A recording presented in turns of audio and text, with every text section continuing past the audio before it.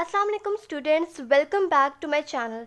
Today we are going to start our new series of lecture which is on dermatology medicine. सबसे पहले हम start करेंगे dermatology के basic से। और डर्मेटोलॉजी में बेसिक चीज़ क्या होती है? Skin lesion. सबसे पहले हमें पता होना चाहिए कि जो बेसिक स्किन लीजन्स होते हैं वो क्या होते हैं, उनकी क्या डेफिनेशन होती है, उनकी क्या सिग्निफिकेंस होती है, then we can proceed towards the disease. तो आज का लेक्चर जो है वो बेसिक स्किन लीजन्स पे है। सबसे पहले जो आपको बात पता होनी चाहिए वो ये कि बेसिक स्किन लीजन्स जो है इसकी हमारे पास कितनी टाइप्स होती हैं। There are two types of basic skin lesions. yes, so there are two types of basic skin lesions.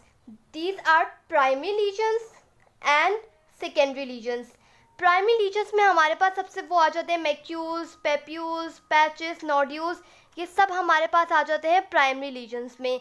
जबकि सेकेंडरी लीजन्स जो होती हैं ये बनती हैं प्राइमरी लीजन्स के चेंजेस की वजह से। वो क्या चेंजेस आते हैं ये हम फर्दर आगे वीडियो में डिस्कस करेंगे। तो सबसे पहले हम पढ़ लेते हैं primary skin lesions. Primary skin lesions में सबसे पहले जो हमारे पास लीजन आती है that is macule. So macule is a flat area of discoloration which is less than 1 centimeter. Flat area of skin discoloration and it is less than 1 centimeter. इसका मतलब क्या है कि जब हम मैक्यूल को स्किन पे फील करेंगे तो हमें उसकी कोई भी रेस्ड मार्जिन्स जो है वो फील नहीं होंगी, बल्कि ये बिल्कुल एक फ्लैट सा एरिया होगा और ना ही ये एलिवेट होगा और ना ही ये डिप्रेस्ड होगा, यानी कि this is not palpable. For example macule में हमारे पास क्या आ जाते हैं, जो हम मोल्स वगैरह जो होते हैं ये किसकी एग्जाम्पल है? These are the examples of macule. Now what is patch? Patch is also a flat area of skin discoloration. But what is the difference between macule and patch? Patch is larger than macule. It is more than 1 centimeter. तो हम कह सकते हैं कि patch जो है वो macule ही है जो कि 1 सेंटीमीटर से बड़ा होगा। पैच के एग्जाम्पल में हमारे पास क्या आ जाता है? We have birth marks that are also patches and vitiligo. Now let's understand from the picture. This is the picture of macule. ये दिखा रहे हैं कि सुपरफिशियल स्किन है और इसके ऊपर ये फ्लैट एरिया ऑफ डिस्कलरेशन है। ये स्मॉल एरिया है that is papule and it is that is macule and it is larger area and that is patch. Now macule के एग्जांपल मैंने क्या बताई थी? मोल्स वगैरह होते हैं, जबकि पैच में हमारे पास ये क्या होते हैं? This is the birth mark. ये हमारे पास क्या पैच है? This is vitiligo. Vitiligo is also an example of patch. Now what is papule? Papule is solid lesion but it is raised lesion. यानी कि ये क्या होगी? It is palpable. ये स्किन से superficially present होगी।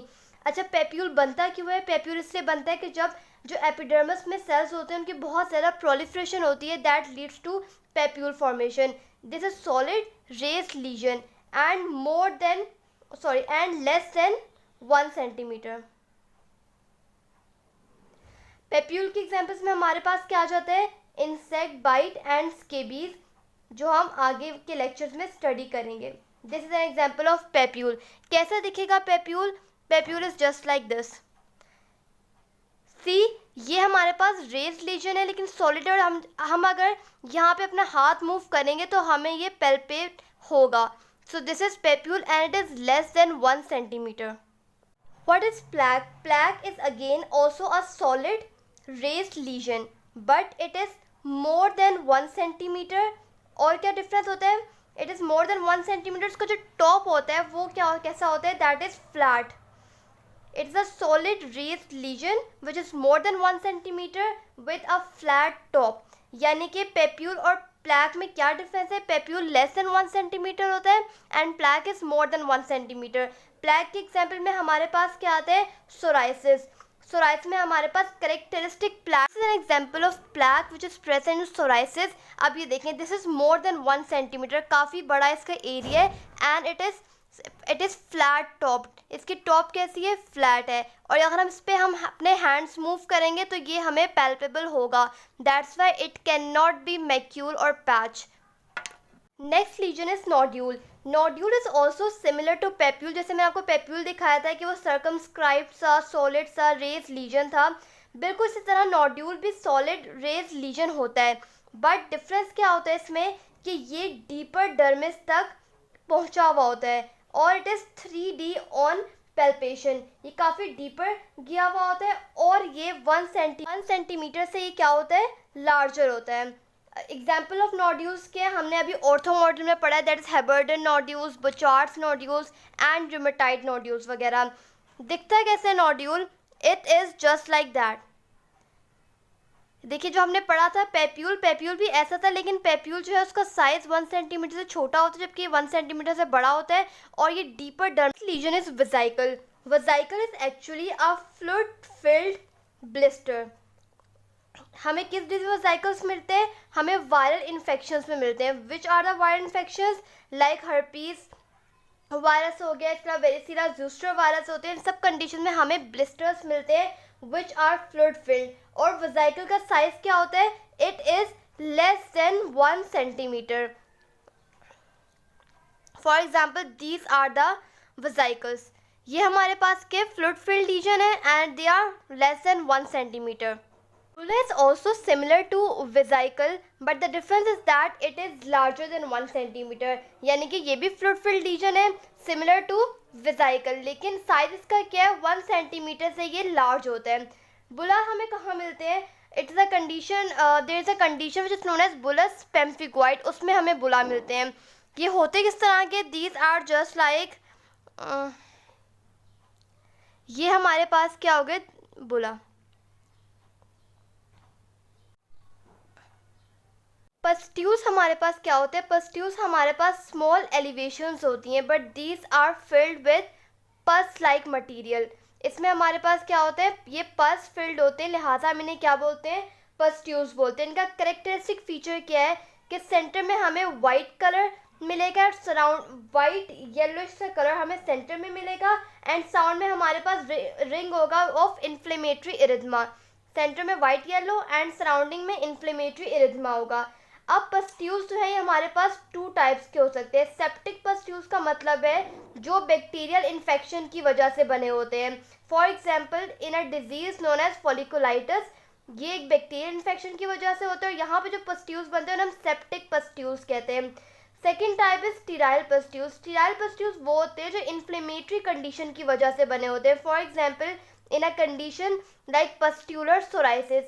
पस्ट्यूलर सोराइसिस में हमारे पास कोई इन्फेक्शन नहीं होता बल्कि इन्फ्लेमेटरी कंडीशन होती है, उसमें हमारे पास पस्ट्यूल्स बन जाते हैं. This is an example of an acne pustule. इसके हमारे पास अगर आप देखें तो सेंटर में क्या है, सेंटर में हमारे पास वाइटिश कलर है और सराउंडिंग में रेडनेस है, that is erythema. So it is characteristic example of a pustule. Then we have petechiae. Petechiae हमने बहुत अपने हिमेटोलॉजी मॉड्यूल में पढ़ी होगी कि पटीकीज क्या होती हैं. ये असल में छोटे छोटे मैक्यूल्स ही होते हैं, लेकिन ये क्या होता है, टाइनी मैक्यूल्स होते हैं. पर इनके पीछे पैथोफिजियोलॉजी क्या होती है, ये बनते कैसे हैं, due to extravasation of blood in dermis. जब डर्मिस में ब्लड की एक्स्ट्रावजेशन होती है उसकी वजह से टाइनी मैक्यूल्स स्किन पे अपेयर होते हैं, उनको हम पटीकी कहते हैं. परप्यूरा जो है वो पटीकी होते हैं लेकिन लार्जर साइज के होते हैं, कि अभी इतने लार्ज भी हो सकते हैं कि ये पेल्पेबल भी हो सकते हैं. For example this is the example of petechiae. ये बहुत छोटे छोटे हैं और ये डर्मिस में ब्लड के एक्स्ट्रावजेशन की वजह से आए हैं. And these are the purpura जो हमारे पास थोड़े लार्जर है as compare to petechiae. Then we have wheal. हम अक्सर सुनते हैं कि एलर्जिक रिएक्शन हुआ, for example in IgE mediated hypersensitivity के व्हील एंड फ्लेयर रिएक्शन हो गया, तो वहाँ पे हमारे पास क्या होता है, बीच में एक सर्कमस्क्राइब्ड सी एलिवेशन बनती है. इसे हम सर्कमस्क्राइब्ड एलिवेटेड पेप्यूल्स भी बोलते हैं, जिसके सराउंडिंग में हमारे पास क्या होता है, रेडनेस होता है यानी कि इरिथमा होता है. और कब बनता है, जब भी कोई एलर्जिक रिएक्शन वगैरह होता है. फॉर एग्जांपल कोई अर्ट्रिकेरिया हो गया, एंजियोएडिमा हो गया, ये हमारे पास क्या हो गए, ये सर्कमस्क्राइब्ड लीजन्स हो गए और उसके सराउंडिंग में हमारे पास क्या इरिथमा है. So this is an example of wheal. Then we have abscess. Abscess हम पढ़ते आ रहे हैं that it is a collection of pus in a localized cavity. This is an example of abscess. What is abscess? Localization of pus in a localized cavity. Then we have cyst. Cyst is also a fluid-filled lesion. Fluid-filled lesion. Cyst हमें कहाँ मिलते हैं? Cyst हमें मिलते हैं जैसे कि for example sebaceous cyst is an example of cyst. इसकी ख़ास बात क्या है? फ्लूइड-फिल्ड तो होते हैं लेकिन ये एपिथीलियम से लाइंड होते हैं, जो कि वेसिकल्स या बुला या ब्लिस्टर्स वगैरह नहीं थे. ये इनकी लाइनिंग जो है वो एपिथीलियम की बनी हुई होती है. These are known as cyst. इसके एग्जाम्पल में हमारे पास sebaceous cyst आती है. That is just like this. Now primary lesions have been completed. Now we are proceeding towards secondary lesions. I have told you before कि secondary lesions जो है वो किस वजह कैसे बनती हैं. प्राइमरी लीजन्स में कुछ चेंजेस आती हैं, कोई वजह होती है जिसकी वजह से सेकेंडरी लीजन्स बनती है. सबसे पहले हम पढ़ेंगे स्केल्स. स्केल्स क्या होते हैं कि हमारी जो स्किन की सुपरफिशियल लेयर होती है that is known as stratum corneum. जब बहुत ज़्यादा स्किन ड्राई हो जाती है, there is excessive dryness of skin, उसकी स्ट्रेटम कॉर्नियम जो है उसके फ्लेक्स बनने लग जाते हैं और वो फ्लेक्स जो है वो पील ऑफ होने लग जाते हैं. यानी कि हम बोलते हैं कि एपिडर्मिस की जो है वो शेडिंग होने लग गई है. ऐसा कब होता है? ऐसा सोराइसिस के पेशेंट्स में होता है. उन पेशेंट में स्केल्स वगैरह बन जाती है और पीलिंग ऑफ होने लग जाती है एपिडर्मिस की. This is an example of scaling. यहाँ पे हमारे पास क्या हुआ है कि सारे जो स्ट्रेटम कॉर्नियम इसके फ्लेक्स छिलकों की तरह से ये उतर रही है. तो these are known as scales. Now crust. Crust का फॉर्म होता है जब हमारी स्किन सरफेस पे जो सिक्रीशंस होती हैं, फॉर एग्जांपल सीरम हो गया या फिर ब्लड था या फिर वहाँ पे कोई पस फिल्ड लीजन बनी हुई थी, ये सब सिक्रीशन जब ड्राइड हो जाती हैं तो वहाँ पे क्रस्ट फॉर्मेशन हो जाती है लाइक दिस. क्रस्ट फॉर्मेशन को हम ड्राइड अप सिक्रीशंस कहते हैं. सारी सिक्रीशन मिलकर जब ड्राई हो जाती हैं and then it leads to the formation of crust. ऐसा किन कंडीशंस में होता है? ऐसा हमारे पास स्केबीज में होता है एंड एक्जिमा में. These both conditions later on leads to crust formation. After that we also have a condition known as lichenification. अब lichenification में क्या होता है कि फॉर एग्जाम्पल हमारे पास कोई पेशेंट है ऑफ एटोपिक डर्मेटाइटिस और स्केबीज. अब इस कंडीशन में ये क्रॉनिक कंडीशन मतलब इस कंडीशन में क्या हो रहा है, बहुत देर से रबिंग कर रहा है पेशेंट और स्क्रैचिंग कर रहा है, जिसकी वजह से स्किन का जो वो एरिया होता है वो हमारे पास थिक हो जाता है और हार्ड हो जाता है. तो उस प्रोसीजर को हम कहते हैं lichenification. For example this is lichenification. यानी कि पेशेंट को बहुत क्रॉनिक इचिंग थी और लगातार स्क्रैचिंग और इचिंग और रबिंग करने की वजह से स्किन का एरिया हार्ड और थिक हो गया and this is known as lichenification. Then we have excoriation. What is excoriation? ये भी स्क्रैचिंग के रिजल्ट में होती है. लाइकेनिफिकेशन भी स्क्रैचिंग के रिजल्ट में हो रहा था एंड एक्सकोरिएशन भी. वहाँ पे हमारे पास क्या था कि जो स्किन होती है वो थिक और हार्ड हो जाती है. यहाँ पे हमारे पास क्या होता है कि जो एपिडर्मिस होता है वो लॉस हो जाता है कंटिन्यूस स्क्रैचिंग की वजह से. जैसे जब हम कहते हैं एब्रेशंस वगैरह हो गई, जो रगड़ लग जाती है उसमें जो ज़ख़म आते हैं उसे हम कहते हैं एक्सकोरिएशन और एब्रेशंस वगैरह. इससे हम ये भी बोल सकते हैं कि वहाँ पे लीनियर अल्सर की फॉर्मेशन हो गई है. Now what is excoriation? These are the excoriation. कि कोई भी पेशेंट फॉर एग्जांपल कोई स्केबीज का पेशेंट था कि बहुत ज़्यादा उसे रबिंग वगैरह हो रही थी, इसकी वजह से उसने बहुत ज़्यादा खारिश की और यहाँ पे क्या हो गया, लीनियर अल्सर्स बन गए. इसको हम क्या बोलेंगे? एक्सकोरिएशन हो गई है. Fissures are defined as linear breaks या फिर हम कह सकते हैं स्लिट्स, जो कि पूरी स्किन थिकनेस को इन्वॉल्व करती है. ये किन कंडीशन में फिशर्स हमारे पास आते हैं? जैसे कि विंटर सीजन में जो हील्स वगैरह होती हैं वो ड्राई हो जाती हैं, क्रैक्ड हो जाती हैं. उस कंडीशन में क्या हमारे बनते हैं वो क्या होते हैं? फिशर्स होते हैं. इसके अलावा एक कंडीशन होती है जिसमें हमारी टंग जो है वो फिशर्ड हो जाती है. Now will understand from the picture.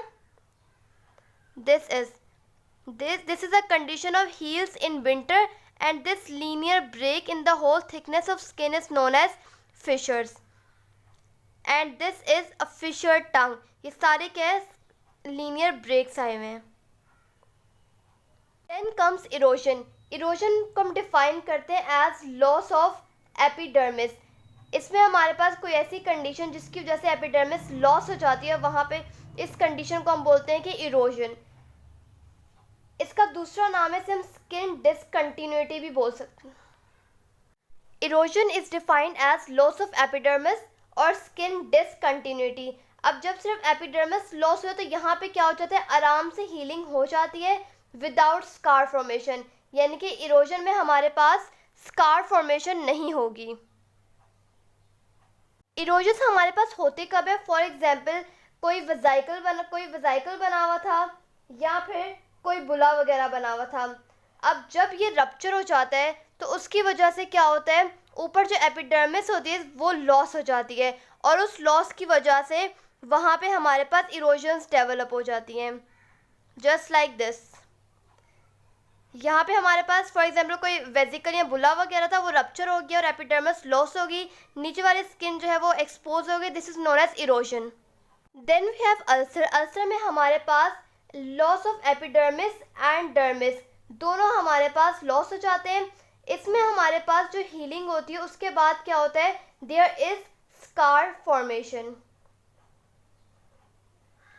Example of ulcer includes, this is an example of ulcer. Epidermis भी लॉस हो गया, डर्मिस भी लॉस हो गया और डीपर जो स्किन है वो हमारे पास नज़र आने लग जाती है। Last but not the least we have scars.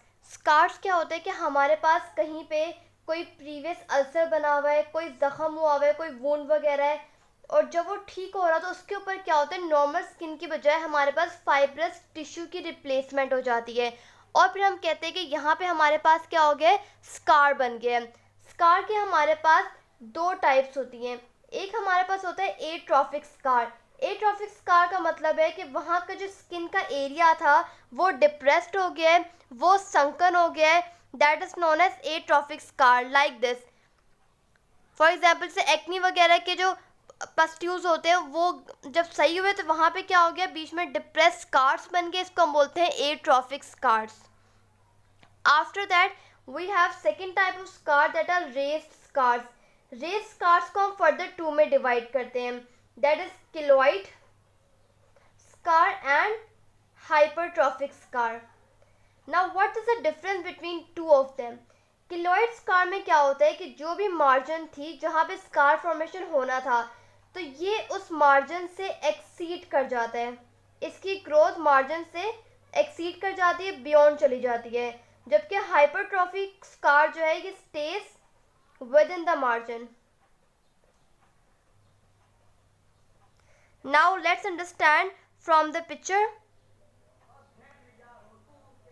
This is an example of hypertrophic scar. ये हमारे पास कोई लीनियर मार्क होगा, कहीं इंजरी हुई होगी या सर्जरी वगैरह हुई होगी, उसके ऊपर जो स्कारिंग हुई है बिल्कुल उसके मार्जिन पे हुई है, जबकि किलोइड स्कार में क्या है, ये बियॉन्ड द मार्जिन एक्सीड कर गया है। So this is an example of scars. यहाँ पे हमारा जो है बेसिक स्किन लीजन्स का टॉपिक कंप्लीट हो जाता है। जितने मुझे लगे कि लीजन्स बेसिक और इम्पॉर्टेंट है वो बताने चाहिए वो मैं सारे यहाँ पे कवर कर चुकी हूँ।